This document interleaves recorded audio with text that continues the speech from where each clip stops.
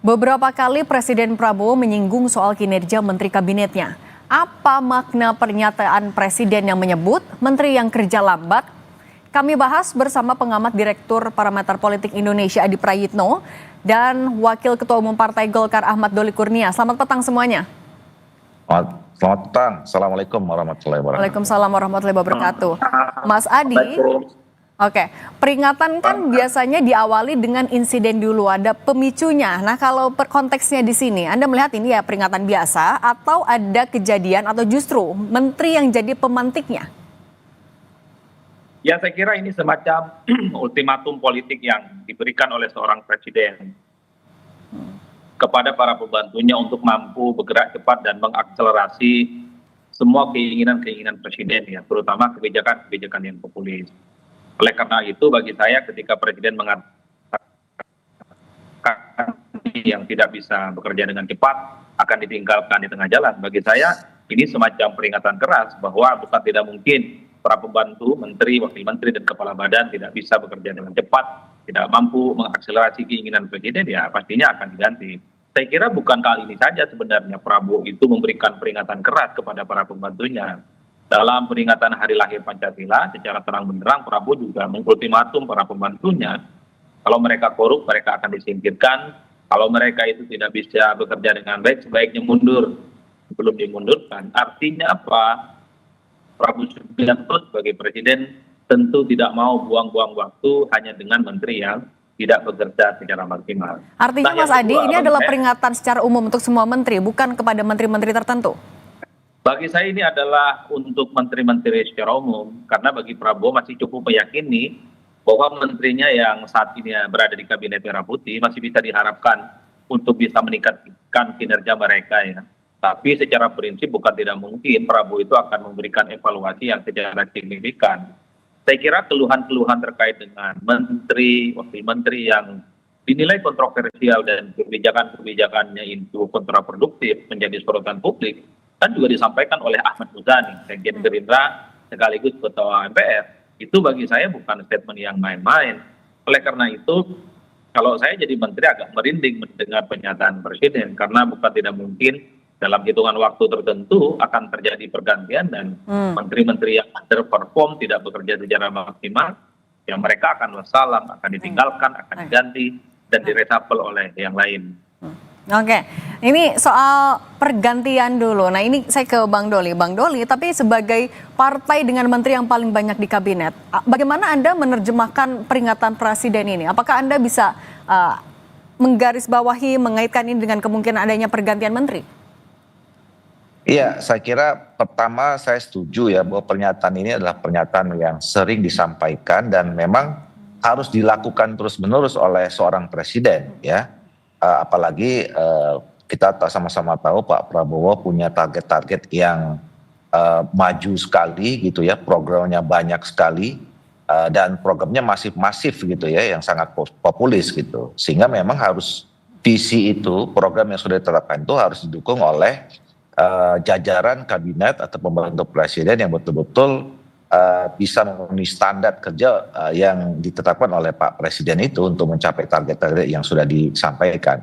Nah, jadi ini memang harus dilakukan dan sering harus dilakukan. Jadi sesuatu yang biasa menurut kami. Nah, oleh karena itu kami pun juga sebetulnya yang tadi disampaikan, kader-kader terbaik kami sudah kami sampaikan, kami tempatkan, termasuk bahkan ketua umum ya, orang nomor satu, orang yang terbaik di Partai Golkar itu sekarang masuk di dalam jajaran kabinetnya Pak Prabowo, Pak Gibran. Tentu kami terus mendorong supaya memang bekerja dengan sangat serius, dengan baik, dengan tingkat performance yang baik dan tinggi gitu. Dan kalau kemudian dikaitkan tadi soal evaluasi ya, tentu saya kira Pak Prabowo punya cara, punya mekanisme sendiri untuk melakukan evaluasi terhadap kinerja jajaran kabinetnya, dan yang saya kira yang paling tahu itu Pak Prabowo sendiri ya. Dan apakah masih bisa seorang menteri itu masih dianggap perform atau baik, bisa diteruskan dan seterusnya, itu yang paling tahu Pak Prabowo. Oke, yang paling tahu Pak Prabowo. Tapi kalau Mas Adi melihat kinerja menteri-menteri selama beberapa waktu terakhir ini, apakah ada menteri-menteri yang menurut Anda cukup mencolok untuk dievaluasi, apalagi kalau kaitannya dengan potensi ada pergantian menteri? Ya, saya kira dua hal kalau dikaitkan dengan soal evaluasi kinerja menteri. Pertama tentu terkait dengan kinerja ya, karena harus kita akui problem-problem strategis yang saat ini sedang dihadapi oleh rakyat terkait dengan misalnya sulitnya menjadi lapangan pekerjaan, angka kemiskinan yang terus bertambah, PHK terjadi di mana-mana, daya beli ekonomi yang semakin rendah. Saya kira itu adalah menjadi bahan evaluasi yang cukup penting. Bagaimana kementerian-kementerian terkait kalau memang tidak bisa diakselerasi, tidak bisa bekerja dengan cepat dan tidak bisa diharapkan, ya saya kira pernyataan-pernyataan presiden itu harus ada ujungnya. Apa ujungnya? Ya tentu reshuffle. Itu yang dilihat oleh publik. Jangan sampai pernyataan presiden yang sangat mengultimasi bagaimana kinerja menteri harus maksimal, ini tidak ada ujungnya. Nah yang kedua, banyak juga pihak yang berharap ada reshuffle dan pergantian kepada menteri yang memang statement-statementnya itu kan kontroversial, dan justru yang menjadi sasaran itu adalah sisi negatif dari pemerintah. Beberapa waktu yang lalu kan misalnya orang ngomong tentang kepala babi lah, kemudian terkait dengan lingkar pinggang yang dikaitkan dengan apakah dia akan cepat mati ataupun tidak. Bahkan baru-baru ini kita mendengarkan untuk mengurangi angka pengangguran itu sebaiknya kerja di luar negeri. Padahal dulu kan awal Februari kita dengar ketika ada tagar semacam kabur aja dulu, itu kan dikatain sebagai orang yang anti nasionalis, anti NKRI, anti Pancasila, dan seterusnya, dan seterusnya. Jadi hal-hal yang sifatnya problematis, kontroversial, terkait dengan statement menteri dalam banyak hal kalau kita membaca suasana publik ya sebaiknya memang harus diganti, karena 7 bulan menjelang 8 bulan kabinet merah putih ini terbentuk, saya kira bulan madunya sudah selesai. Jadi para pembantu presiden, menteri, wakil menteri, kepala badan, kepala lembaga, kalau memang mereka hanya menjadi beban bagi presiden, hanya mencoreng nama baik pemerintah, tidak bisa bekerja dengan maksimal, tak ada cerita. Presiden harus bisa menggunakan tangan besinya, mengganti mereka dengan yang lainnya. Saya kira begitu banyak orang-orang hebat dan orang-orang top di negara ini untuk dipersiapkan mengganti menteri yang memang sudah tidak sesuai dengan ekspektasi. Nah soal Saya kira mengganti di itu, situ sebentar Mas Adi, kita ke Bang Doli dulu. Nah soal mengganti tadi, oke ini adalah hak prerogatif dari presiden, tapi dengan seringnya ultimatum ini disampaikan oleh presiden, dari Golkar membaca sinyal reshuffle ini menguatkah setelah pernyataan terakhir? Enggak, begini, ini kan soal isu reshuffle ini kan sebetulnya sejak 1 bulan 2 bulan setelah Pak Presiden Pak Gibran dilantik itu, isu soal reshuffle ini terus aja bergulir gitu. Tapi saya yakin ya bahwa, dan itu tidak terjadi sampai sekarang.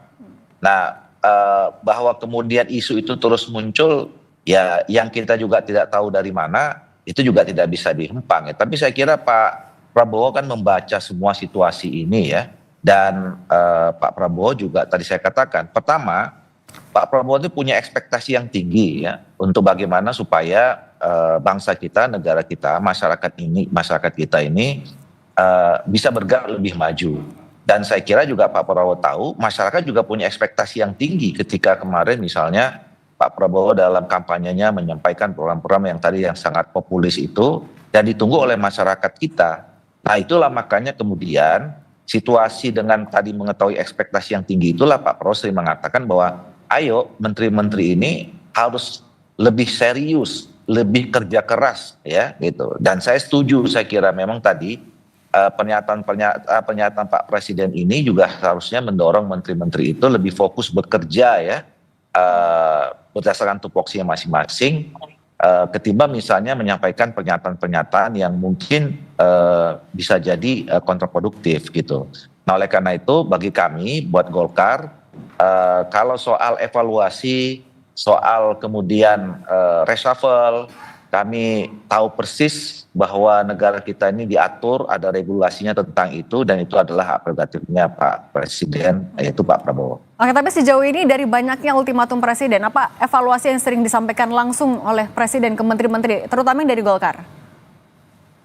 Saya kira kalau komunikasi yang terbangun selama ini dalam internal Partai Golkar, ya saya bisa menilai ya bahwa semua kader-kader Partai Golkar yang diberi amanah oleh negara melalui Pak Presiden ya, baik dari sebagai menteri maupun wakil-wakil menteri dan kepala badan, sejauh ini kami mendorong mereka bekerja sangat sungguh-sungguh, sangat serius dan ingin sekali memenuhi target-target apa yang diberikan oleh Pak Prabowo kepada menteri-menteri kami, dan kami juga bisa menilai sampai sejauh ini menteri-menteri kami perform. Kalau dari Mas Adi melihat ultimatum presiden ini sebagai bentuk pernyataan presiden untuk memecut kinerja menteri-menterinya, atau justru melihat bahwa banyak menterinya ternyata kerjanya belum optimal? Ya, saya kira memang bagi saya seharusnya memang presiden itu harus terus memberikan motivasi untuk terus memprovokasi bagaimana kinerja menteri harus ditingkatkan. Karena harus kita akui di tengah segala keterbatasan yang ada saat ini, misalnya keterbatasan anggaran karena faktor efisiensi, di tengah situasi politik internasional yang kemudian terus bergejolak, tentu ini kan menuntut kecakapan seorang menteri bisa berinovasi, berimprovisasi, mereka itu harus mampu bekerja dalam sebuah keterbatasan. Jadi hal-hal yang semacam ini sepertinya diinginkan oleh Prabowo.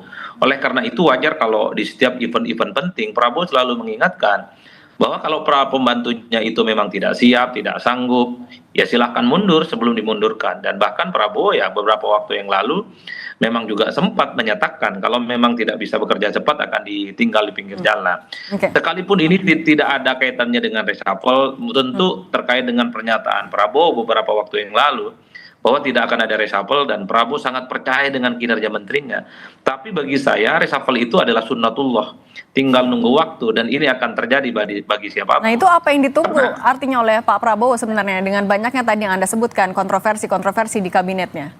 Ya, sepertinya nunggu waktu yang pas kapan harus segera dilakukan. Kalau publik berharap per hari ini sekalipun, kalau memang menteri tidak bisa diharapkan bekerja dengan maksimal, harus sudah mulai diganti. Sudah cukup 8 bulan mereka itu untuk dilihat apakah layak untuk dipertahankan atau justru misalnya diganti dengan yang lain. Karena saya kira bangsa yang besar ini butuh sentuhan-sentuhan di mana menteri itu memang bisa berkinerja dengan baik, bisa berinovasi, dan yang paling penting kreatif. Sehingga keinginan-keinginan Prabowo yang ingin menjadikan bangsa yang besar, berinovasi, industrialisasi, termasuk hilirisasi itu bisa terwujud.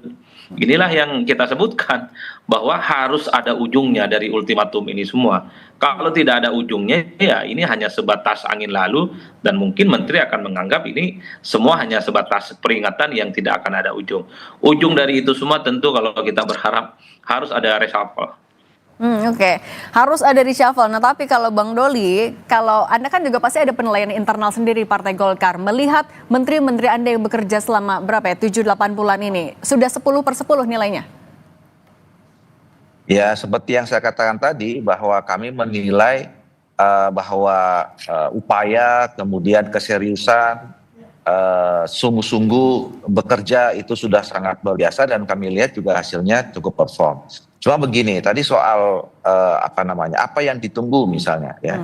Tadi saya katakan bahwa Pak Prabowo tentu punya sistem penilaian sendiri, ya, punya ukuran sendiri, punya cara sendiri, itu yang saya katakan, punya mekanisme sendiri, kapan, apa perlu, terus kemudian siapa, dan apa yang mau dilakukan oleh jajaran kabinetnya gitu. Nah, tapi saya yakin juga ya, termasuk juga seluruh menteri-menteri yang ada sekarang, termasuk menteri-menteri yang berasal dari Partai Golkar, tanpa ada pun ya pernyataan-pernyataan ultimatum seperti ini, saya yakin mereka juga pasti juga punya niat untuk bekerja sungguh-sungguh untuk kepentingan bangsa, negara, dan rakyat Indonesia. Nah, apalagi sering diingatkan oleh Pak Prabowo ya, ini kan udah beberapa kali saya kira itu. Tentu mereka akan tambah serius itu untuk melakukan yang terbaik apa yang mereka miliki untuk menyelesaikan tugas-tugas yang diberikan Pak Prabowo sebagai menteri. Gitu. Oke, Mas Adi, artinya jalan keluarnya untuk sebagai bentuk ultimatum yang real gitu, hanya reshuffle saja, atau sebenarnya pernyataan keras berkali-kali ini sudah bisa untuk meningkatkan kinerja menteri? Ya, saya kira kan Presiden sudah berbuat baik ya kepada para pembantunya ini. Memberikan kesempatan yang kedua setelah beberapa waktu yang lalu mengatakan tidak ada reshuffle. Karena Presiden itu masih percaya bahwa para pementeri itu bisa kerja dengan baik, mereka itu sedang bersungguh-sungguh.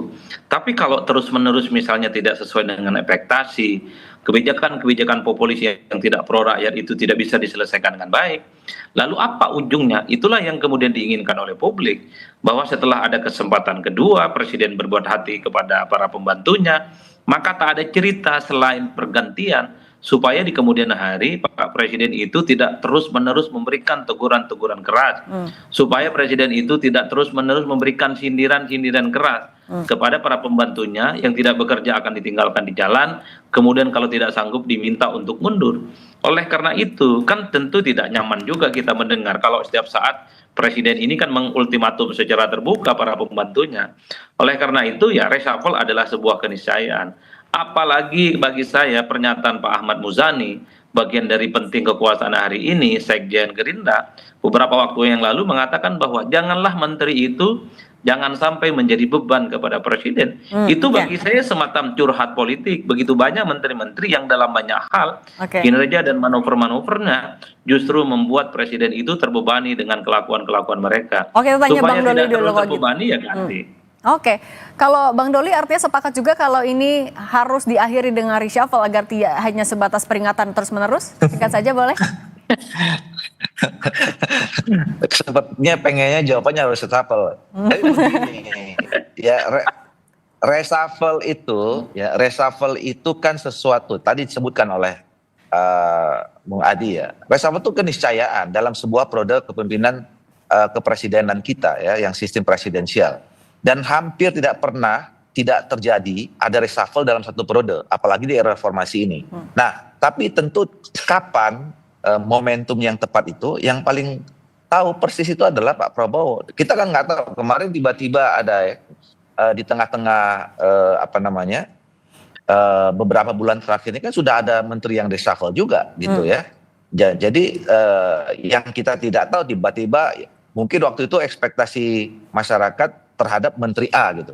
Tapi ternyata menteri A-nya aman-aman saja, tetapi yang reshuffle adalah menteri D gitu misalnya. Nah, itu kan saya kira kita nggak bisa berspekulasi, tidak bisa kemudian mengambil kesimpulan sendiri, karena itu adalah hak prerogatifnya Pak Prabowo sebagai presiden. Oke, terima kasih Bang Ahmad Doli Kurnia, Wakil Ketua Umum Partai Golkar, dan Mas Adi Praitno, Direktur Eksekutif Parameter Politik sudah berbagi bersama kami. Sehat selalu semuanya.